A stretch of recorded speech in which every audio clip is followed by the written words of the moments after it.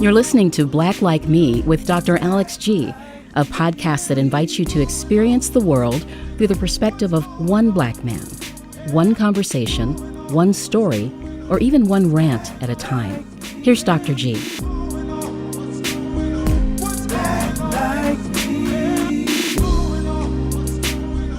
Hey, everyone. I want to welcome you back to another exciting segment of Black Like Me with Dr. Alex G.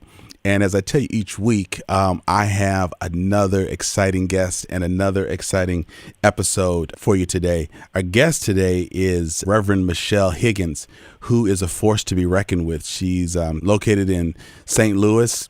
She's the director of worship and outreach ministries at South City Church. She's the director and a founding member of Faith for Justice. She's the co-director of Action St. Louis. She's involved with hashtag Vision for Black Lives Matter. She's one of that organization. She's a conference speaker. She's her own podcast host. She hosts with two powerful sisters who are cultural theologians and midwives of culture and Black thought. I know I butchered that a little bit, but the midwives part is right. I love that. It's called Truth's Table. We're going to put a link of that powerful podcast in this podcast so people can find out more about the work that she's doing with Kimini and Christina. Reverend Michelle, I am so glad that you're here today. Thank you for being a part of Black Like Me.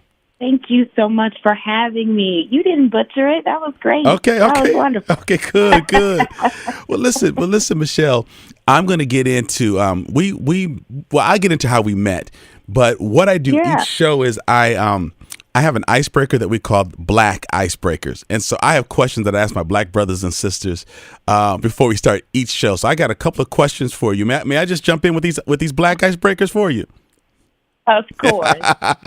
All right. Okay, here's grits or cream of wheat when you were growing up?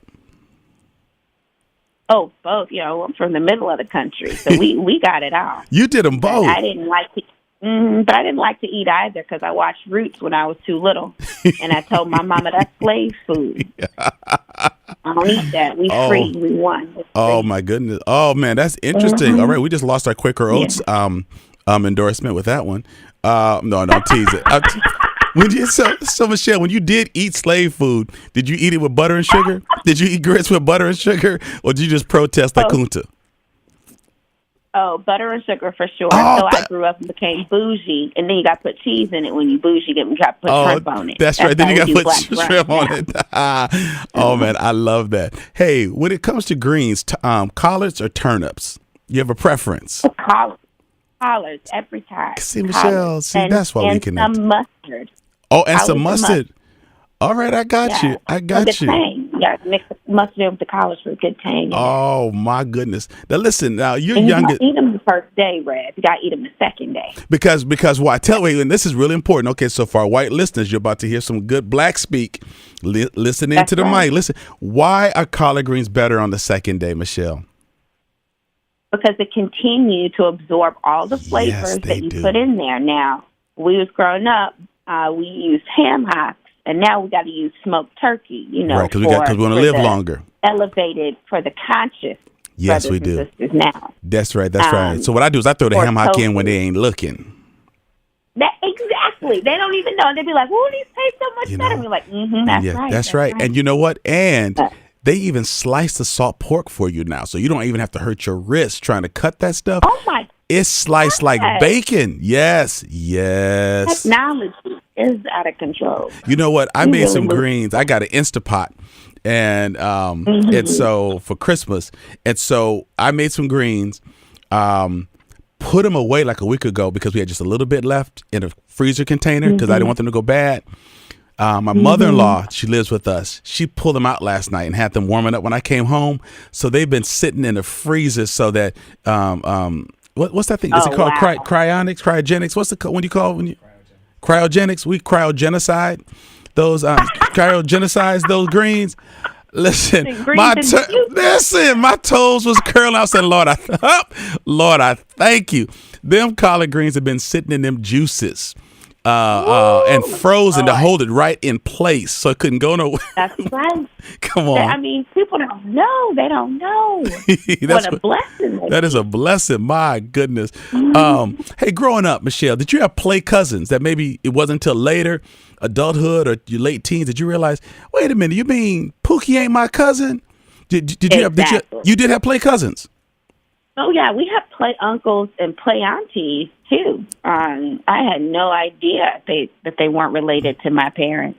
Wow. Mm-hmm. Yeah. All my play uncles. All your play. You got them. Can you swim? Oh, look. Some days. Some days.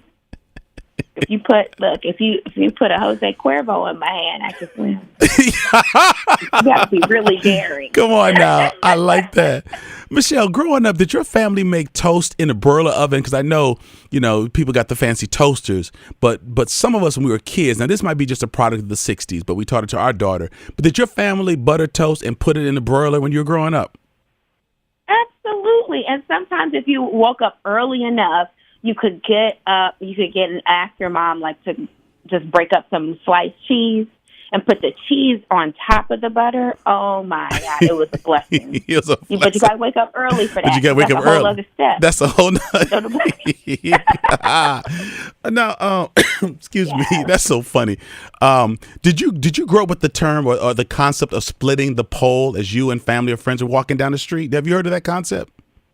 Mm-mm. Okay, no, all right. We didn't have that. Okay, some of the folks from the South used to feel like if you were walking down the street and one of you went around a mailbox or a street sign, you would split the pole and somehow meant bad luck. Okay, no, that's no problem. Let me see. I'm just asking folks. Did you have an aunt or an uncle or relative who carried a Ziploc bag or aluminum in their purse just in case they didn't finish all their food at a family gathering and they were notorious for taking biscuits and food home? Did you have anybody in your family who did that?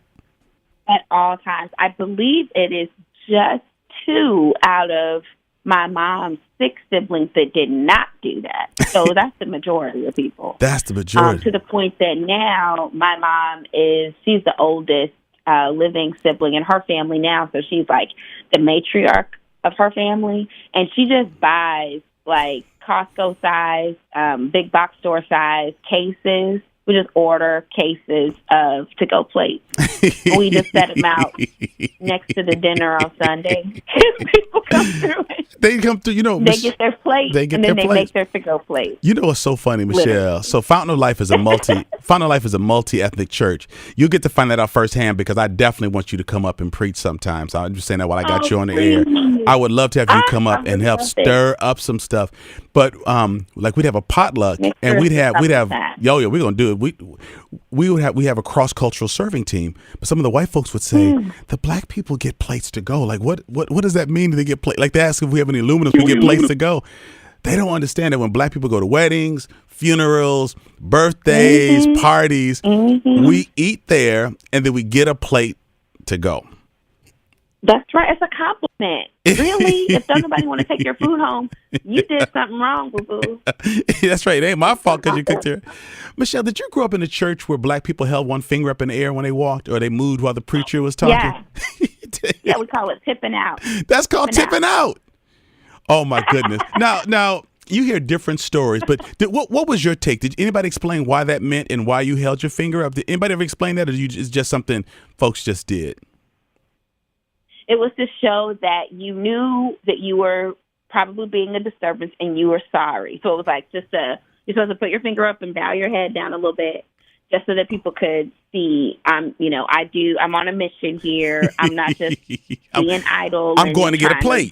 I'm leaving to go get a plate before all the food is gone.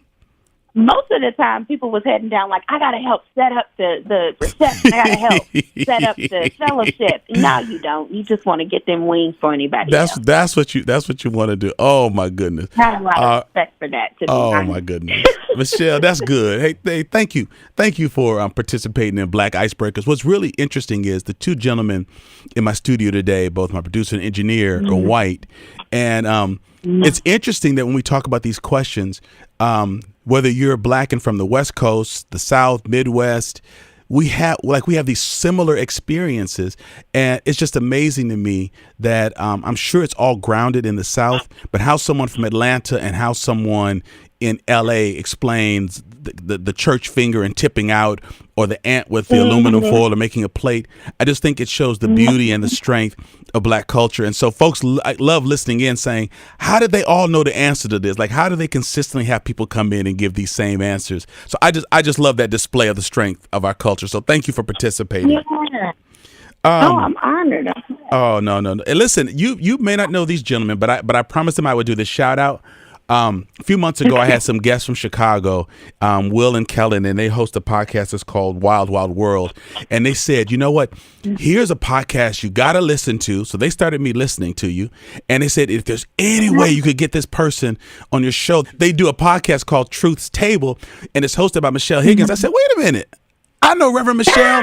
So when they found out that you were coming on the show, they said, you got to give us a shout out, G. So I'm giving a shout out to my boys from Chicago and Wild Wild World. Your girl, Michelle Higgins, is on the show. So I just don't let it be said that Dr. Alex G forgets the bridges that bring him over. But I knew her before y'all, but I'm giving you the shout out because y'all just brought it to my attention. Oh, my goodness. Michelle, so we met. Chicago just down the road. It's just down the road. I can go. We'll hook up. We'll do something. Come on. Okay. Will and Kellen, did you hear that? Okay. We might have to just meet up someplace. And you know what, Michelle, I was just talking to Tyler today, and I'm a foodie. And so we talked about getting up really early some Friday morning, because Tyler and I are both off on Fridays. We talked about like getting on the road like 5 o'clock and getting to St. Louis for some lunch and bringing back some butter gooey, or is it called gooey butter cakes?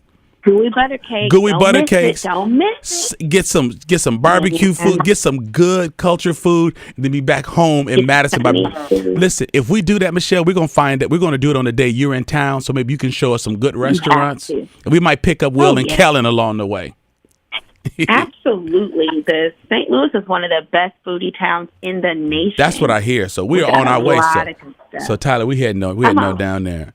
So Michelle, you and I met a few years ago at Urbana. It's a student missions conference, a triennial conference that InterVarsity Christian Fellowship puts on. And my wife and I were there to really serve the platform speakers. We met with them behind the stage, had a word of prayer with them. But you spoke one of the first nights, and I just want you to know, I've been a preacher for like 35 years. Your boldness, your eloquence, your honesty, your theological insight, how you flat-footedly, anybody ever heard that word, flat-footedly, stood there and told the truth about race relations. And I said at that point, my wife and I said, that's someone we need to build a friendship with, because it's so refreshing to hear someone who is so unapologetically person of faith, and you hold a Christian faith, but you understand the issues surrounding race and injustice. And so I just want you to know that is such a powerful combination. So first of all, I know that was years ago, at least 3 years ago, but I just want to affirm again, that was a powerful delivery, and things that you said are still reverberating throughout the faith community. But one, I just wanted to let you know, I appreciate you and your boldness. I just have to let you know that. Thank you. Thank you so much. That means a lot. Sure. And so listen, people want to hear from you. So I've got a bunch of questions that I want to fire off that could either lead to deeper discussions, but just letting us know a little bit more about you.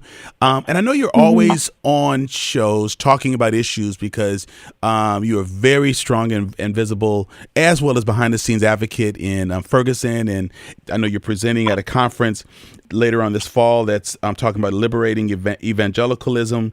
You're always in these areas, but I want people to get to know the sister behind some of this. And so I just got a bunch of questions that you can spend as much time or little time answering. But I guess one of the things I want to know is, how did you meet the two sisters who are your fellow hosts for Truth's Table?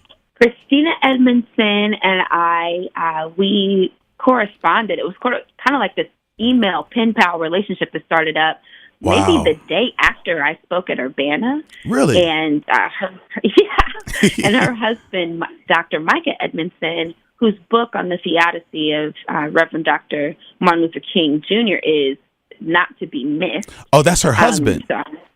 Micah Edmondson is Christina's husband, and I highly recommend his book. Sure. But Christina and I just love each other. And I mean, I was reading the things she had posted. She saw my talk at Urbana and a lot of her work in cultural competency and sociology, specifically focusing on race bias and then trauma.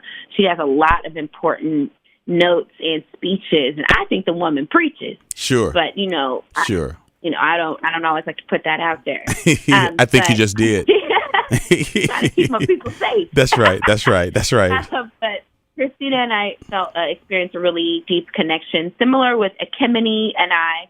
Ekemini was one of, if not the only Black woman in the MDiv program at Westminster at the time when she and I met, and I was one of 3 or 4 Black women in the Masters of Divinity program at Covenant Seminary in St. Louis when I was getting my MDiv. And so the connections around the theological worlds that we were a part of were quick because there just wasn't a lot of sisters talking about theology and not about other things more associated with homemaking, things more associated with children's ministry, which I think it's disappointing that we tell women in a lot of evangelical circles you can only serve children and your home. That, to me, removes the dignity, beauty, power, and value of serving children and building a home when you tell a woman that because you're lesser, you can only do this. Wow. And we were talking about how Christine and I are mothers. Ekemini is a single woman who was, in a lot of ways, has been told by mostly white evangelicals, your value is unsure unless or until a man is attached. And so I think that we first started talking through what's it like to be a Black woman in America, and then specifically to find your spiritual and theological home in a place where being Black and a woman puts you the furthest distance from access to empowerment. And so we did a lot of conversing around that in group chat, texting each other for about a year. And then a good friend of ours, his name was Bo, approached us. He's a podcast producer in Mississippi, and he approached us at a conference that I used to run called LDR. And he said, y'all have got to do a podcast. And the rest is recent history. Well, we appreciate Bo. I tell you that the airwaves and your podcast listeners appreciate Bo. That's great. Michelle, what did you want to be when you were growing up, when you were young? Maybe in your teens. What did you aspire to become? Okay. I was like, I was something different every day. Really? Well, let's go a little bit younger. What are some of your earliest remembrances of what you aspired to be as a young girl growing up?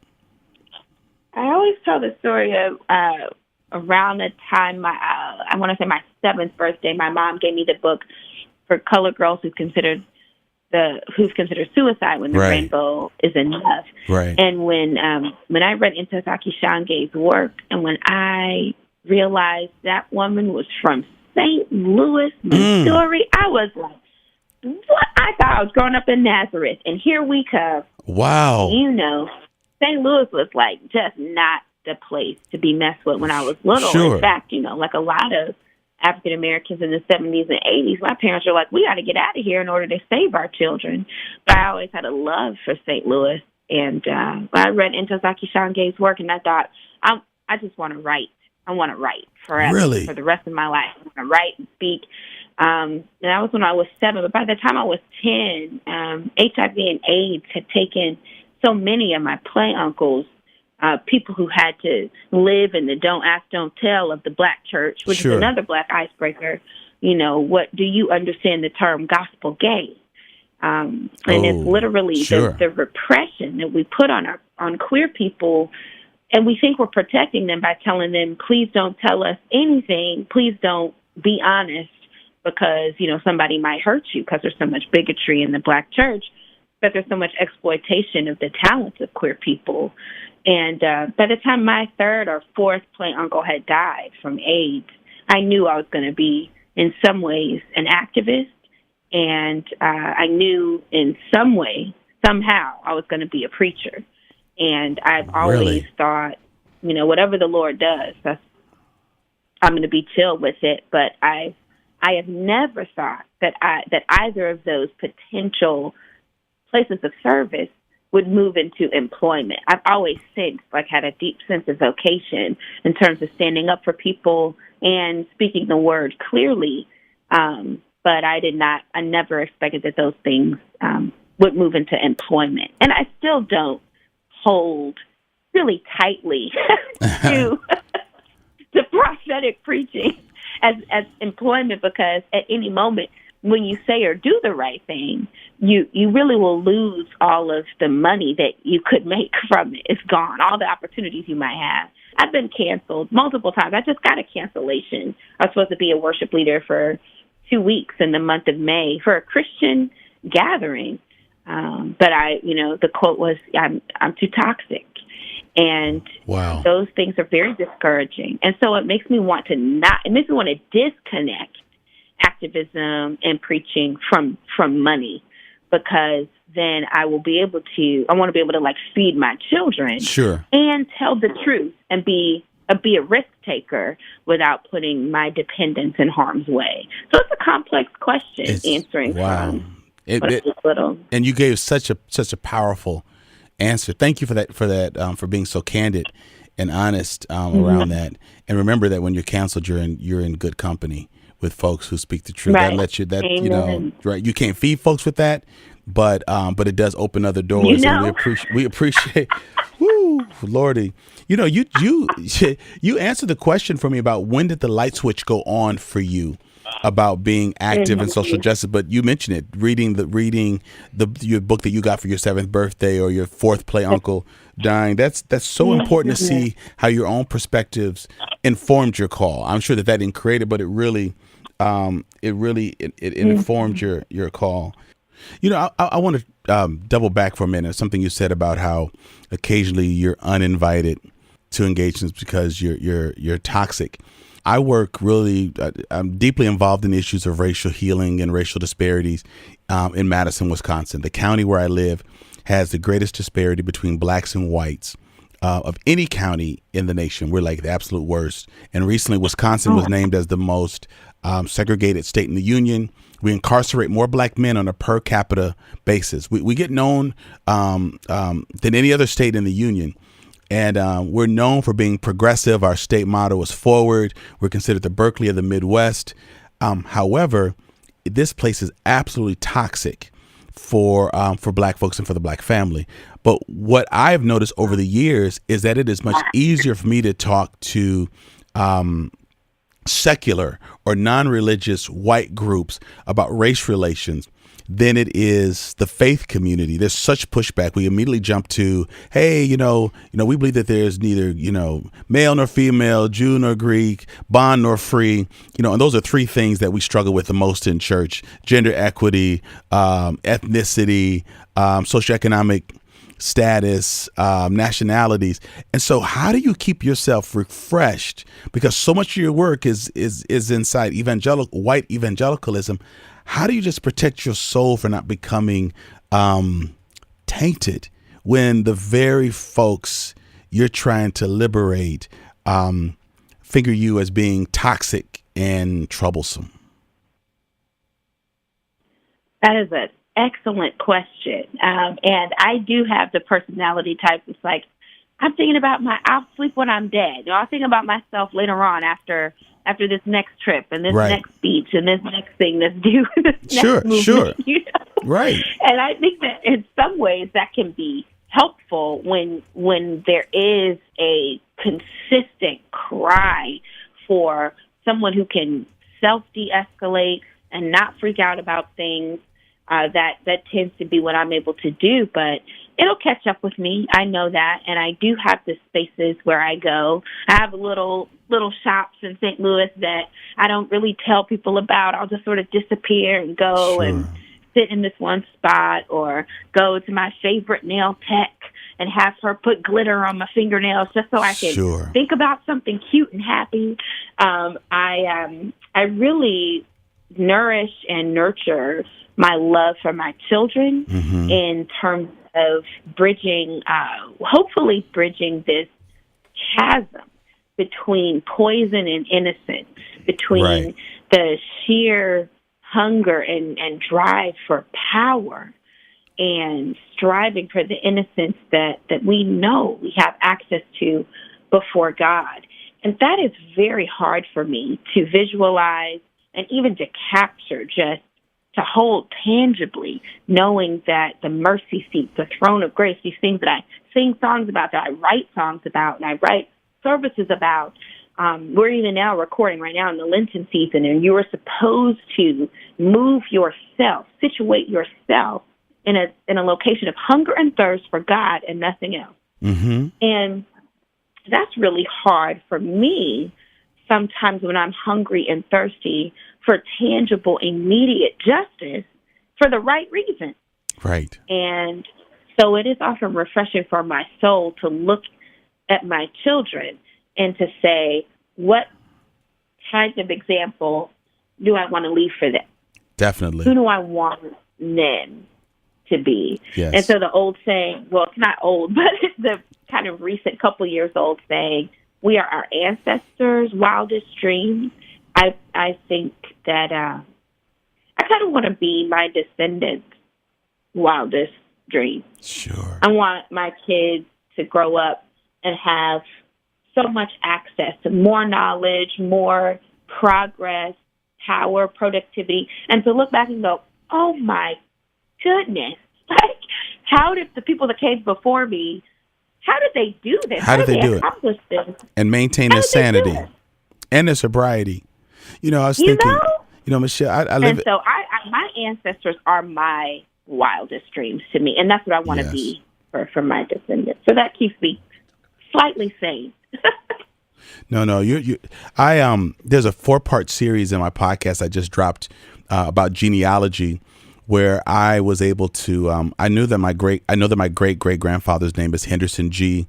He was a result of rape, a son born into slavery.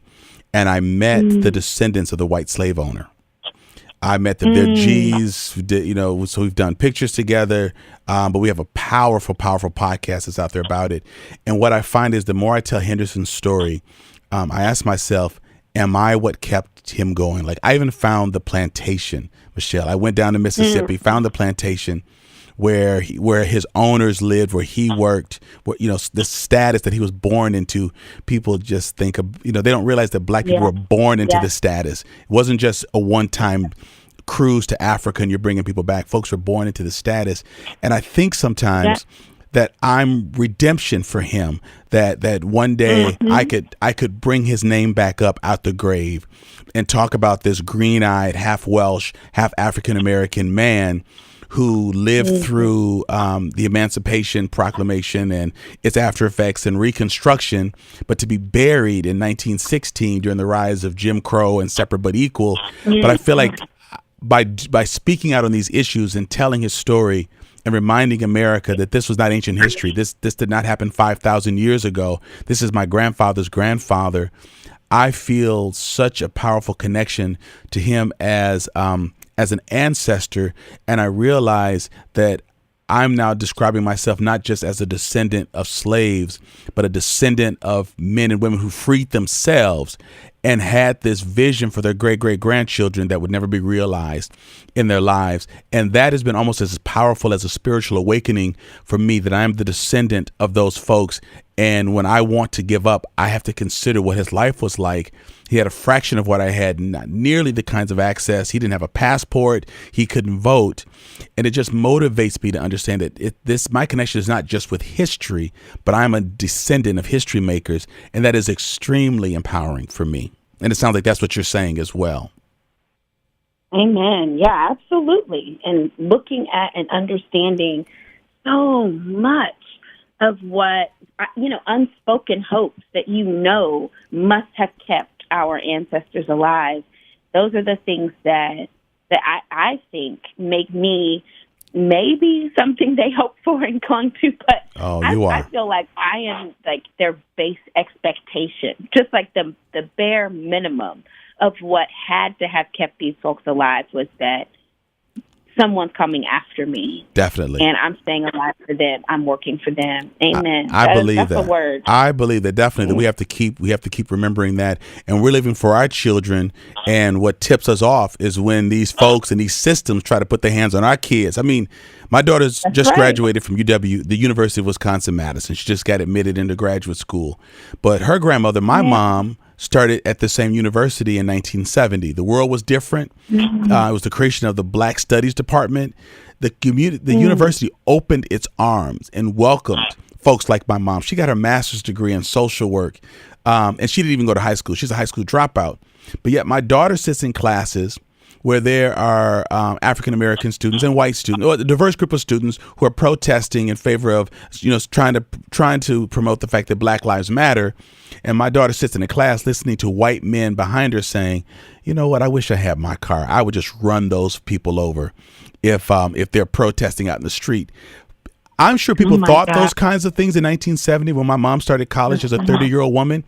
But it is crazy to me that almost 50 years later, my daughter, who has better grades, is on a full academic ride, has to deal with those kinds of comments while getting her degree, while people applauded my mom because she was a single mother raising 2 kids, going through a divorce, getting a master's degree, paid for on a scholarship and being paid to go to grad school, that my daughter actually has more pushback in 2016, 17, 18, 19 than what my mother experienced. So the sadness is we promote progressiveness, but people don't want to believe that we have not moved successfully, that we've even stepped back. And that's how I think we get called toxic, or I get called an angry Black man for just stating the facts. Like, what meteorologist gets cussed out because they say the polar vortex is coming? Who sends them hate mail as if they created? We're just stating the climate, but yet you and I can be, and others like us, can be marginalized because we're stating the truth because people want to stay asleep. And that's how we've gotten to this place. Folks have played sleep like these issues don't exist. And I can promise you that the blowback for our white allies, accomplices, and counterparts is significantly different than for people of color. Our Korean cousins who are waking up and encouraging their communities, yes, they are. Our especially Muslim friends who are standing up for rights around the globe, for human rights issues, our dark-skinned friends in Brazil who are standing up for human rights violations. This stuff it is the true toxic issue of our day. Yes. And it is easier because of the generational stranglehold of fascism, nationalism, and white supremacy, especially on the moral compass of our nation. Because morality and whiteness are joined, it is easier to label people like us as toxic because it speaks more swiftly. There's a faster testimony, even though it's false witness. Right, you can testify more easily that our toxicity must be the real poison, because we've all been breathing and drinking and eating and serving our children and discipling our people that we mentor beneath us. We've been doing that through poisonous lenses for decades. Right. For longer. Right, for longer. And so the problem, the problem really is that when we talk about needing to dismantle an abusive criminal legal system, that's tip of the iceberg if you're also a person of faith. Right. Come on now. What you really need to do is dismantle white supremacy in your worship practices. What you really need to do is ask your children's ministry coordinator whether or not they think that white Jesus inside of every book, every curriculum is informing and instructing the babies that they teach that Jesus is white. I mean, really, we need to be asking whether or not we ought to believe that people who are dark-skinned are only one out of about 12 to 15 folks who only show up during Missions Month in a photo with no clothes or no shoes on. Really, we need to address our culture of colorism that is overshadowed by a polite racism that makes us think there are no problems. Oh my if goodness. There's anything that the white backlash of the election of Donald Trump taught us, it's that Obama's presidency only served for racists as a cover-up to give them time to plan how they would terrorize us later. Obama's presidency was the polite sort of wash over for church folks, for people who aren't people of faith, to make us feel like we had power. But that after that 8 years was gone, reality hit us again, that you can be boldly racist, boldly terrorist, boldly sexist, boldly bigoted, and still maintain all of the power in a country. Now, none of that should surprise us, because the United States is a country built on the massacre of the nations who truly owned this land. Right. But what I'm getting at is that the church, many people who claim to be blood-bought, washed, and redeemed, we are still protecting the folks who agree with that racist, xenophobic trope, that we are now saying we have to respect this man simply because he's in power. And that's what I fight every day. And that's why I do. It's frustrating and sad to be called toxic. But when you know the truth, you are liberated enough, you're really set free enough to see that once the truth sets you free, like Jesus said, freedom is going to be a constant struggle, like Angela Davis said. Mm-hmm.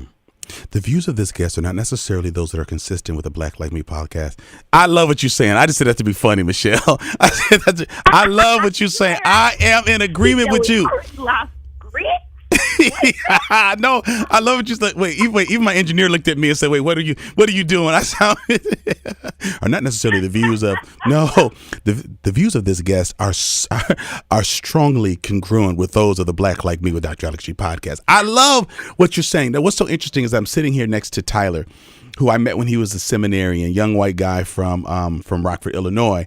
We just did a 2-part series where the subtext was really deconstructing a white Jesus, because again, it's a multi-ethnic church. So he's looking at me as you're saying what you've got to do, because Christianity in itself has been complicit. And I also think one of my questions I'm about to answer, I think, is what do we think the impact of our complicity has been for the broader community? I think the broader church, not just the black church, but the broader church has lost its witnesses, which is why I think there is the proliferation of atheists and agnostics and folks who are just post-church.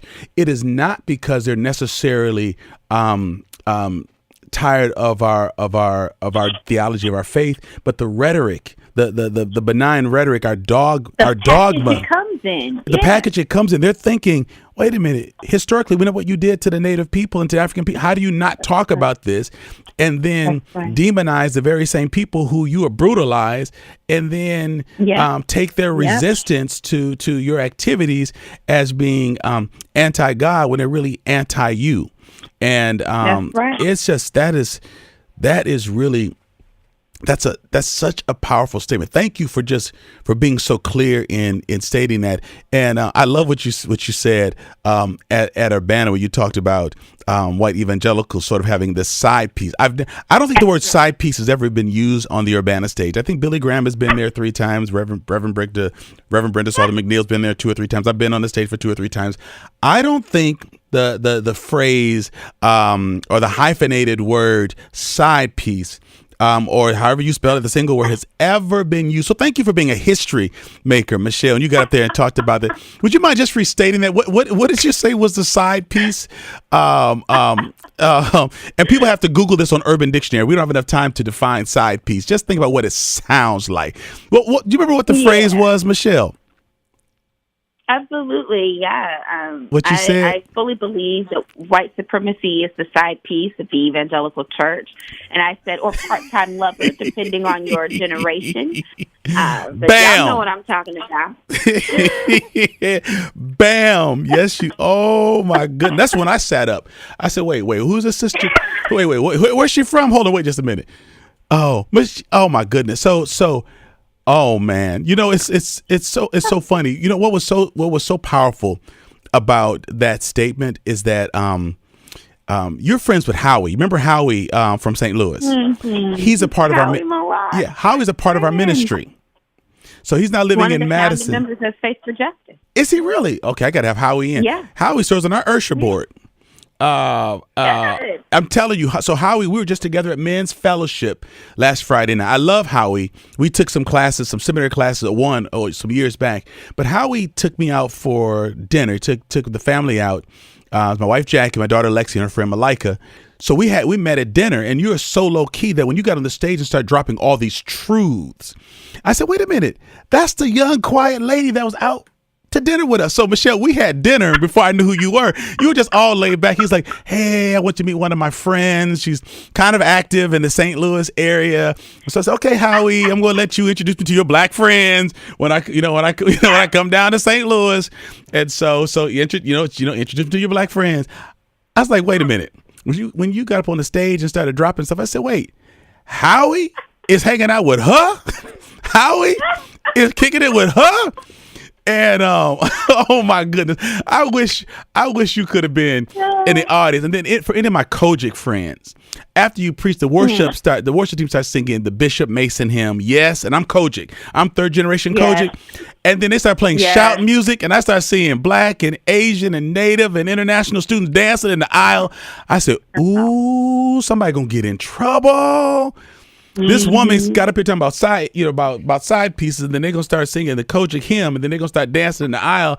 Say, okay, we better hold on. Somebody's gonna start talking in tongues in the mic, and then they're gonna close this whole thing down. But it was just so powerful to see you in that context and to realize that we had met a little bit earlier, but to see your energy on the stage after being just so relaxed at dinner was so cool.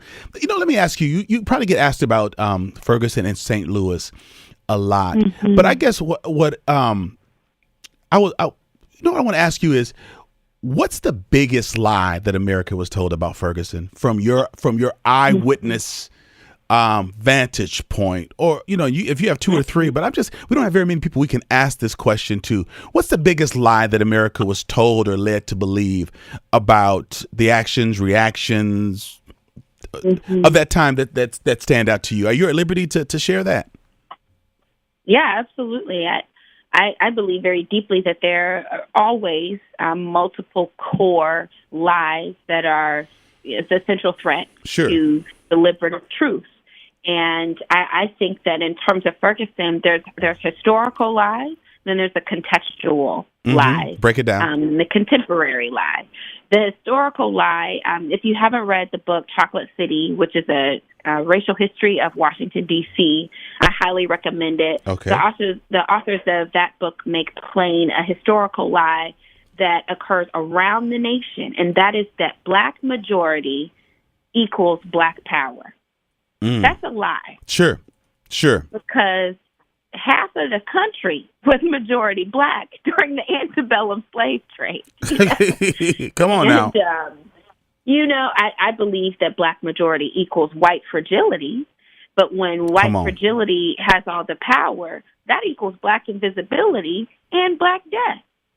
And when we think, so Ferguson was black majority. Sure. And there was this assumption that that's where you could go to be free, to own a house, to finally have a yard and a backyard, a place to grill out and barbecue. And when we had family that lived in North County, is what the location, the county where Ferguson is, we'd go from North City, which is one of the most rundown areas in St. Louis, if not the most rundown area. We'd go from North City, drive like 3-4 miles up into North County, and that's where we just felt free because we were in charge, because we were the majority. It is a lie that the black majority is automatic black power. I believe the contextual lie in Ferguson and many places, but specifically in Ferguson, is that the police are always friendly. The police are friendly first.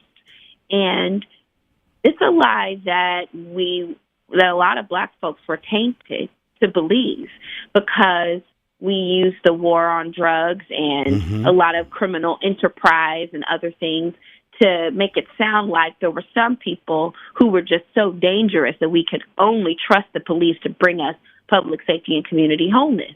And that led to the truly contemporary lie in Ferguson that because the police are always friendly, anyone who disagrees with the police is a threat. Right.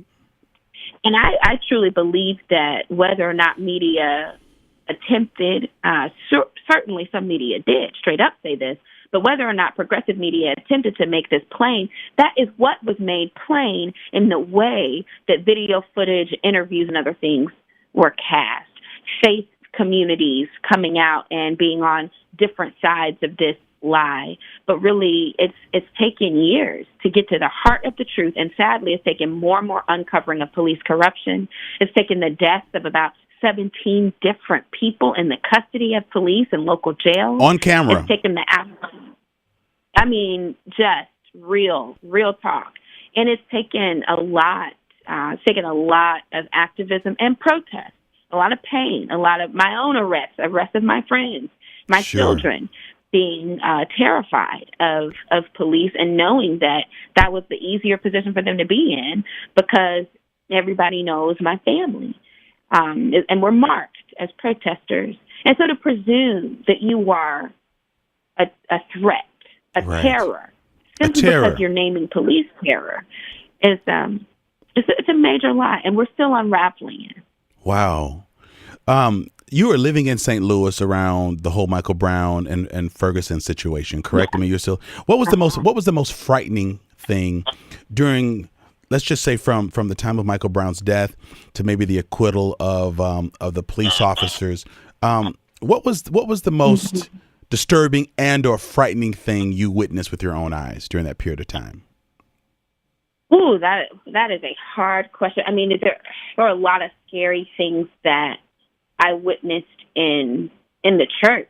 Really? Tell me some of those. Yeah. Yeah, because it can be in or out, in the community, or inside the church or on the streets. What were some of those things, the scariest things you saw? Just spiritually disturbing things. I would enter church buildings and be ready to use really a kind of come to Jesus. This is urban missions kind of speech to try to get support for protesters and support for the anti-racist curriculum that Faith for Justice was promoting at the time. And when I would enter these spaces, people would come up to me and do a quick nervous hello and then pull me into a side room and say, hey, we have a couple people here who are, they're threatening to kind of cause trouble, and they are going to watch you, and they want us to point out what car is yours so they can go tear it up. And we just want you to not say anything about white supremacy. They give me a list of words I shouldn't say.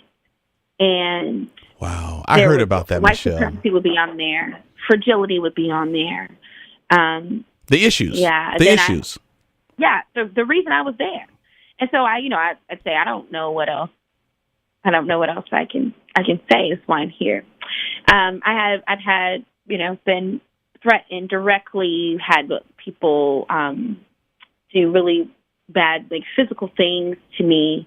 My children have been threatened, and cyber terrorism has happened to our church platforms, but then also to the Faith for Justice website a couple of times. But I believe truly, deeply, that the things that would be most frightening to a lot of people were so unsurprising to me that, despite the fact I have to agree, it is frightening to have police marching towards you with guns drawn, telling you, go away, go home, move back, but also literally blocking you in.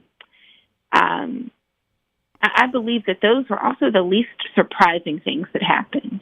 And so the way that we would define what is terrifying, I would equate that with what was least surprising, and that was the act of kettling.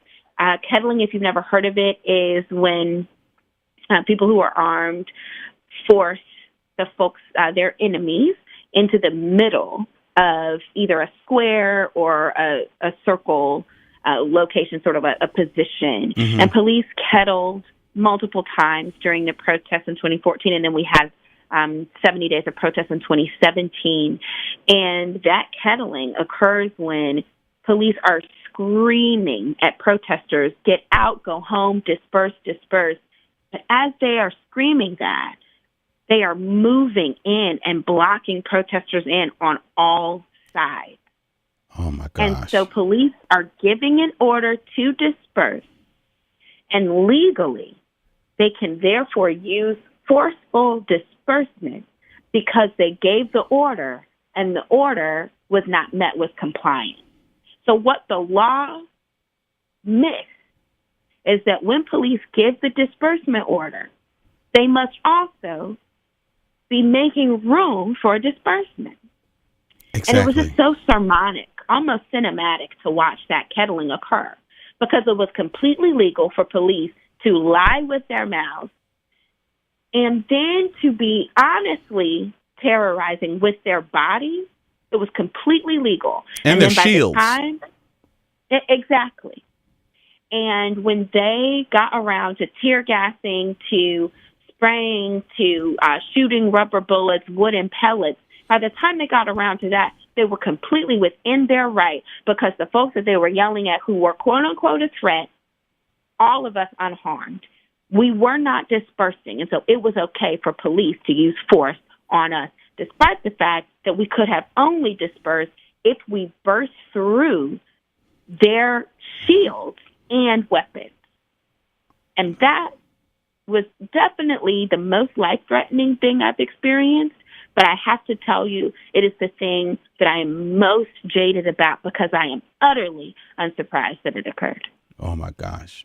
And I want to say to folks who've only heard about Ferguson and other situations through major media outlets, I'm talking here with a woman who was on the ground, on the ground with the community at a grassroots level, witnessing these things personally. This is not what Michelle Higgins read. It's not someone's blog that she read or someone's podcast. She was there when these things were happening. This is almost like shooting a person who's running away and saying, "Drop your weapon," when you know they don't have one. It's almost covering their tracks. Right. This kettling. It's Walter Scott. Yes, exactly.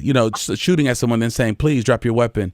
That's I don't know what's sadder. I'm with you, sis. I don't know what's sadder, the fact that kettling happens, or the fact that the jading has occurred, that you're not shocked that can happen. That's what our listeners need to wrestle with. So often they focus on what we're angry about and what we're upset about, and not why. I have a movement, an initiative here in Madison that's called Justified Anger, and I am asked more questions about what I think about other black leaders, or when will I stop being angry, more so than the issues that have made Wisconsin ground zero for black families, as if black families have made this the case. And people are they're more concerned about why anger is in my title. You're a Christian. Christians aren't supposed to be angry. And you can't say that to someone who knows the Bible. You can't say that to someone who knows the Bible, because I was able to turn it right. Don't tell Jesus that. Because, exactly. He turned them tables over and whipped that tail. He gave them some syllable speaking. Didn't I tell you my daddy's house would be? They kind of. With the clap. Come on, with the clap. Didn't I? With the clap or the strap. One of those. Oh, my goodness.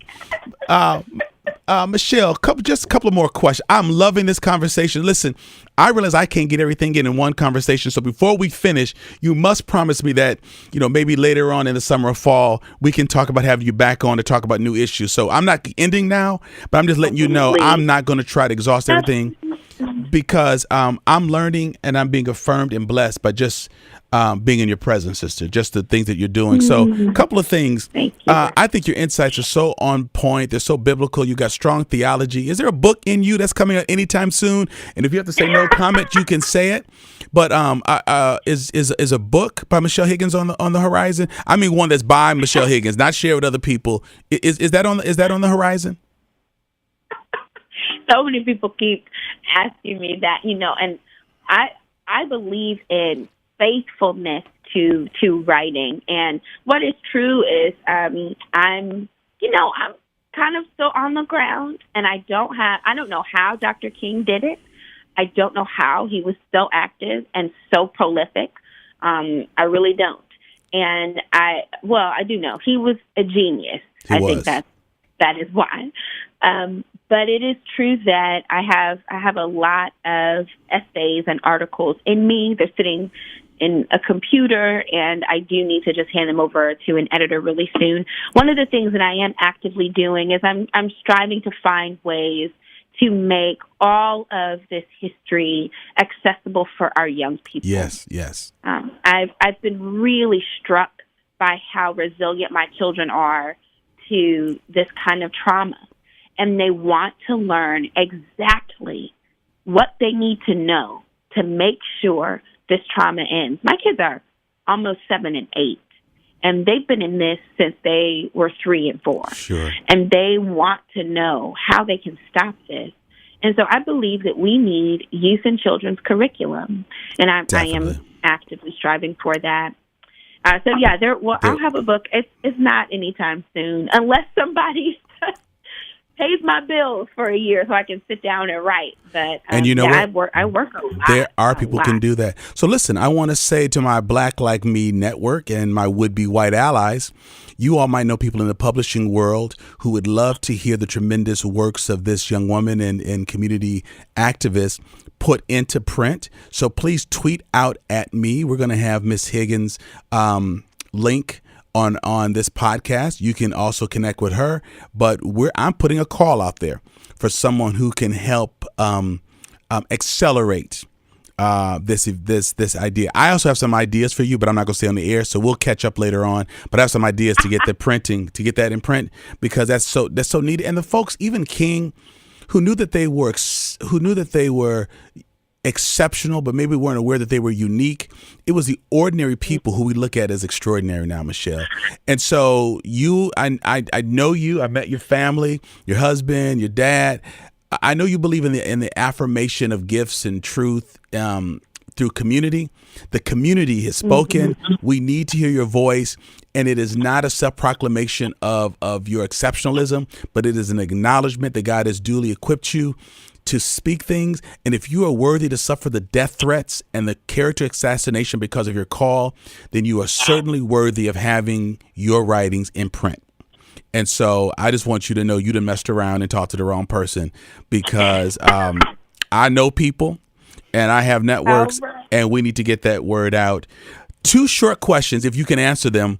What would be your word of caution, or of let me not say caution, because you've already stated this.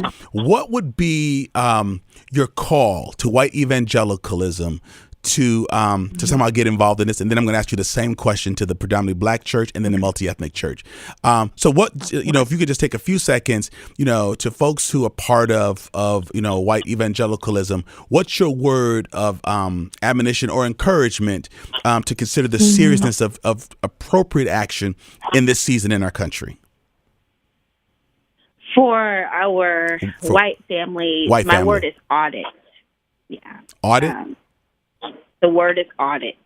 And that is not because I don't want y'all coming to the Movement for Black Lives meetings, or not because I don't want y'all to listen in the Truth Table and, drop $1 on a Patreon for a sister.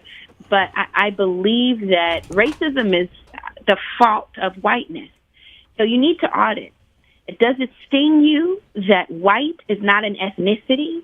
Does it sting you that anyone who believes that whiteness is a true ethnicity will experience the refinement of divine fire when the Lord burns off everything that about whiteness, and you are left with your true European or Eastern European heritage as part of who you are? Sure. You have to audit.